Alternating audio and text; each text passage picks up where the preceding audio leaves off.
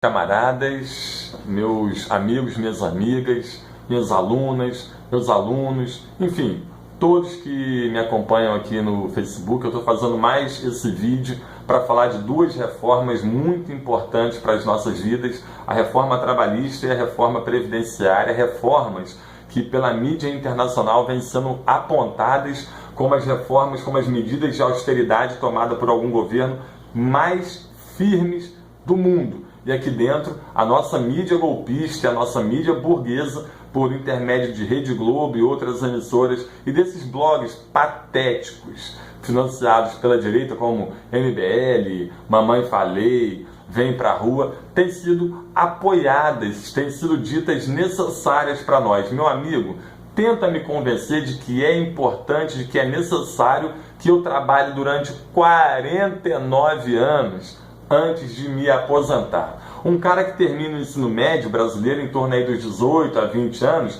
se ele começar a trabalhar assim que ele terminar o ensino médio, sem ter feito uma faculdade, ele vai se aposentar com o valor integral da aposentadoria lá pelos 70 anos. Provavelmente ele não vai se aposentar, ou se ele conseguir se aposentar, vai estar já muito perto do final da vida. Ele vai ter passado a vida inteira trabalhando. De que forma alguém consegue convencer que isto é realmente importante? Tem técnicos, pessoas que são realmente estudiosos deste assunto, que falam que a previdência pública brasileira ela é superavitária e não deficitária, como eles estão tentando nos informar. Que ela daria lucro e que o dinheiro que elas renderiam de lucro poderia ser utilizado para implementar outros programas sociais benéficos para o povo brasileiro. Mas se não bastasse esse disparate gerado por um governo onde a maioria dos caras que estão à frente do governo se aposentaram com 50 e poucos anos, eles querem que a gente se aposente depois de morto.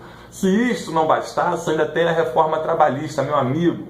A reforma trabalhista ela é minimamente um absurdo, cara. Olha só, os caras querem que a gente não tenha direito a férias, 13º, FGTS, INSS, que a gente não tenha direito mais a ter um horário fixo de trabalho e que não tenha mais direito a hora extra. Olha bem, hoje a gente é estipulado que o cara tem direito, ele tem que ficar 8 horas por dia no trabalho, ele tem 1 hora para entrar, 1 hora para sair, então ele pode ter compromissos antes e compromissos depois do trabalho. Com a reforma trabalhista, você não vai ter mais o direito de escolher a hora que entra e sai do teu trabalho. Quem vai escolher isso é o teu empregador. Então, se ele achar que naquele dia está tendo muito movimento, por exemplo, você trabalha numa loja, está tendo muito movimento, ele vai te manter mais 2, 3, 4 horas por dia trabalhando ali, desde que ele compense no outro dia. Então, aquela faculdade que você pretendia fazer depois do teu expediente, esquece. Porque vai ter dia que ele vai te liberar para ir para a faculdade, vai ter dia que ele não vai. Isso vai ser cargo dele. Você vai poder trabalhar até 14 horas num único dia, desde que depois compense em outros dias. Então, por exemplo, tu trabalha 14 horas num dia, 2 dias depois trabalha 5 horas em cada um, ao todo tem 24 horas, que dividido por 3 dá uma média de 8, tá dentro do padrão. Ele não vai te pagar nenhuma hora extra, porque hoje a hora que você trabalha além das 8 horas, ela é dita hora extra e ela é mais cara. O empregador paga mais por essa hora extra. Então, o que está acontecendo? Existe um monte de gente, empregadores, principalmente pequenos, pequenos empresários, pessoas de cabeça muito fraca, que estão acreditando que isto é uma coisa boa, que seria algo do tipo livre mercado, que o neoliberalismo seria benéfico para ele. Olha a mentalidade do cara, eu não vou falar que eu entendo, mas está errado. Olha a mentalidade do cara. Ele imagina o seguinte: se eu pago menos para o meu empregado, se eu tenho menos despesas com FGTS, com férias, com 13º, eu estou gastando menos com o cara, me sobra mais dinheiro para eu poder investir na minha empresa. Então a minha empresa cresce e eu acabo contratando mais gente. O cara está imaginando que desta forma ele vai enriquecer e vai até ajudar a diminuir o problema do desemprego no país. Mas, cara, deixa de ser burro. Preste atenção no que está acontecendo. Tu acha que esses caras dão tiro no escuro, que eles jogam para perder? Veja bem o que vai acontecer. Eu, que sou um pequeno empresário, vou começar a pagar menos para os meus funcionários e vou acabar economizando com isso. Então, num curto prazo, eu vou achar que eu estou me dando bem.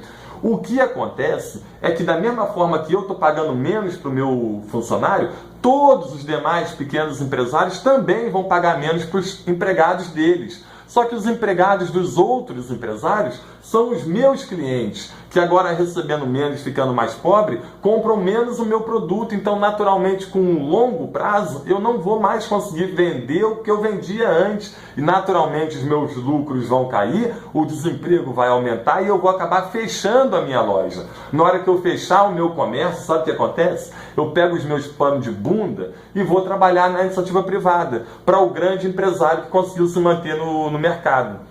E aí é nesse momento que eu vou entender que essas leis trabalhistas, que aparentemente eram boas para a minha empresa, são uma porcaria, porque eu também vou ser explorado da mesma forma que eu explorei os meus funcionários. Então, meus amigos, para com essa ideia de achar que vai se dar bem. Vamos parar com essa ideia de achar que a direita é melhor do que a esquerda e de querer culpabilizar tudo aí nos governos, né, com as atitudes que o PT tomou. O PT, quando tentou implementar a CPMF, que era um imposto aí sobre transações financeiras bancárias, que iria cobrar um imposto de alguns centavos por mês na tua conta, a população ficou desesperada, foi pra rua, que a Globo convocou manifestação, foi pra rua, bateu panela, fez boneco do Lula com roupa de presidiário, fez coreografia, fez dancinha, fez adesivo da Dilma de perna aberta para poder colocar no lugar onde bota combustível nos automóveis. Uma loucura. Um monte de coisas foram feitas, né,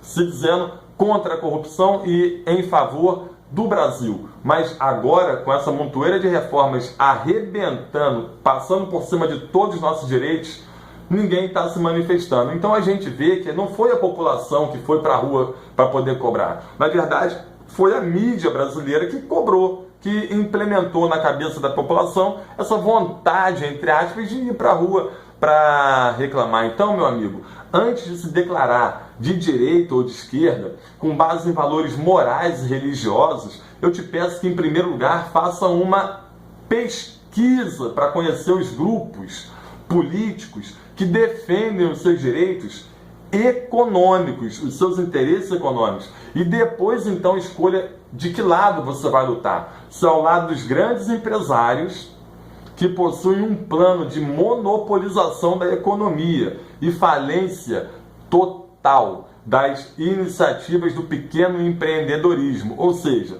vai lutar ao lado da direita, ou ao lado da esquerda, dos trabalhadores que exigem terem seus direitos respeitados para continuarem crescendo financeiramente, como aconteceu durante os governos do PT, porque eu duvido que a sua família esteja mais pobre do que estava na época do Fernando Henrique. Um grande abraço e até mais.